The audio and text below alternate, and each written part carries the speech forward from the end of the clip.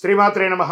సద్గురు జ్యోతిష్యాలయం వారి యొక్క విశ్వావసునామ సంవత్సర 2025 మార్చి 29 నుండి మొదలు పెడితే మళ్ళీ 2026 మార్చి 28 వరకు వచ్చే ఈ తెలుగు నూతన సంవత్సరంలో వచ్చినటువంటి సంవత్సర రాశి ఫలితాలని మనం ఇప్పుడు తెలుసుకోబోతున్నాం. ప్రతి ఒక్కరికి ఏముంటుందంటే, గురుగారు నాకు ఎలా ఉండబోతుంది ఈ సంవత్సరం, నాకు ఆరోగ్యం ఎలా ఉంటుంది, నాకు ఐశ్వర్యం ఎలా ఉంటుంది, నా వ్యాపారం ఎలా ఉంటుంది, నాకు ఉద్యోగం ఎలా ఉంటుంది, నాకు అసలు ఉద్యోగం వస్తుందా రాదా, నాకు వివాహం అవుతుందా అవదా, నాకు సంతానం కలుగుతుందా కలగదా, నా వ్యాపారం అభివృద్ధి అవుతుంది, నేను విదేశాలకి వెళ్తానా వెళ్ళనా, ఎన్నో ప్రశ్నలతో కూడినటువంటి ఆ ప్రశ్నలకు సమాధానమే ఈ గోచార గ్రహస్థితి. ఇందులో మళ్ళీ చెప్తున్నాను, గోచార గ్రహస్థితి మీ యొక్క వ్యక్తిగత జాతకానికి ఒక 30 నుంచి 40% మాత్రమే వర్తిస్తుంది. మీరు పుట్టినటువంటి ఆ లగ్నం, మీ యొక్క టైం ప్రకారం ఒక లగ్నం ఉంటుంది, మీ నక్షత్రం ఉంటుంది, మీ పాదం ఉంటుంది, దాని ప్రకారంగానే సంపూర్ణ జాతకాన్ని తెలుసుకోవడం కుదురుతుంది. నేను చెప్పే ఈ గోచార ఫలితాన్ని కొంతవరకు తీసుకోండి. తర్వాత మీ యొక్క వ్యక్తిగత జాతకాన్ని మీ పరిసర ప్రాంతాల్లో ఉన్నటువంటి గురువులను సంప్రదించండి.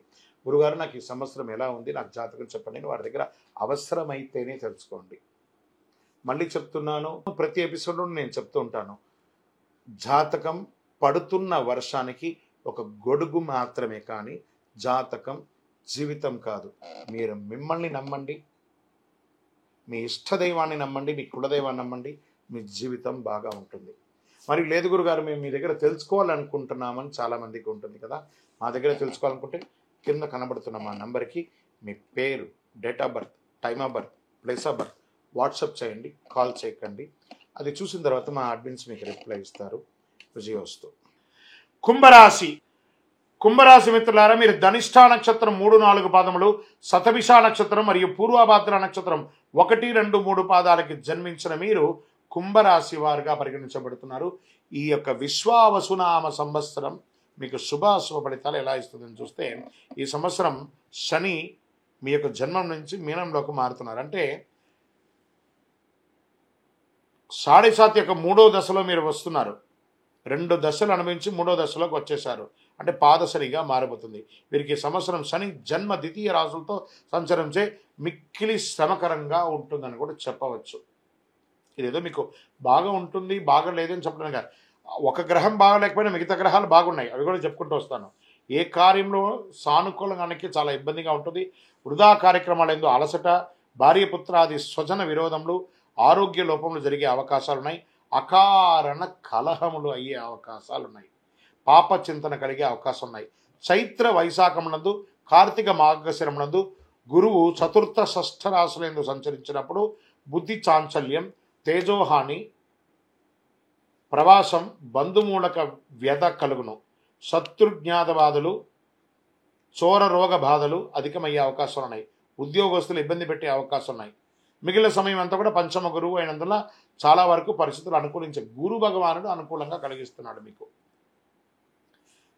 పుత్రవృద్ధి, సుజనత్వం, ప్రభు అనుకూలత, రాహు ద్వితీయ జన్మరాశుల్లోనూ, కేతువు సప్తమ అష్టమ రాశుల్లోనూ సంచరించే వృధా వైరం, అధిక ప్రయాస కలుగుతుంది. భార్య భర్తల మధ్య కూడా కాస్త సఖ్యత లోపం అవుతుంది. స్వజన విరోధం, ఆరోగ్య లోపం, కళత్ర వర్గంలో పేచీలు, అన్నదమ్ముల మధ్యలో విపరీతమైనటువంటి పేచీలు, గొడవలు ఏర్పడే అవకాశాలు ఉన్నాయి. ఆఖరికి విడిపోయే అవకాశాలు కూడా ఉన్నాయి. ఇది భయపెట్టడానికి చెప్పట్లేదు, నిజాన్ని చెప్తున్నాను. చైత్ర వైశాఖ మార్గశిర వశ్యమాసంలో కొంత అనుకూలం వస్తుంది.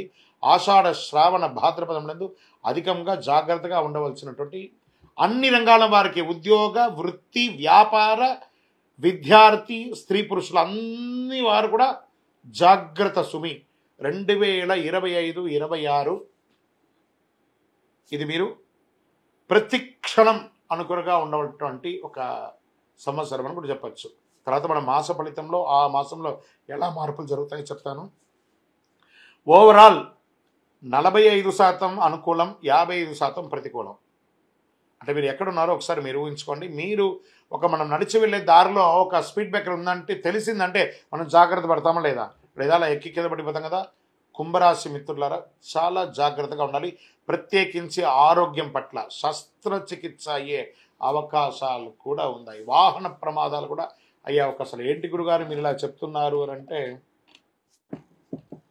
చెప్పకపోతే దోషం, చెప్పాను కాబట్టి జాగ్రత్త పడండి. ఇది మాత్రం నేను మీకు చెప్పగలను. నక్షత్ర పరంగా ధనిష్టా వారికి ఆషాఢ బహుళం నుండి సంవత్సరాంతం వరకు నైదన తారయందు కేతు సంచారం. సప్తభిష వారికి మార్గశిర శుక్లం నుండి సంవత్సరాంతం వరకు జన్మతారయందు రాహు. ఆషాఢ బహుళం నుండి సంవత్సరం వరకు కేతు సంచరిస్తున్నారు. పూర్వభాద్ర వారికి సంవత్సరారంభం నుండి వైశాఖ పూర్వార్థం వరకు, తిరిగి భాద్రపద బహుళం నుండి మాఘ పూర్వభద్రం వరకు జన్మతారయందు శని. సంవత్సరారంభం నుండి కార్తీక బహుళ వరకు జన్మతారయందు రాహు సంచరిస్తున్నారు. మొత్తం మీద మీరు ఈ సంవత్సరం చాలా జాగ్రత్తగా ఉండాలి. నవగ్రహ శాంతి చేయాలి.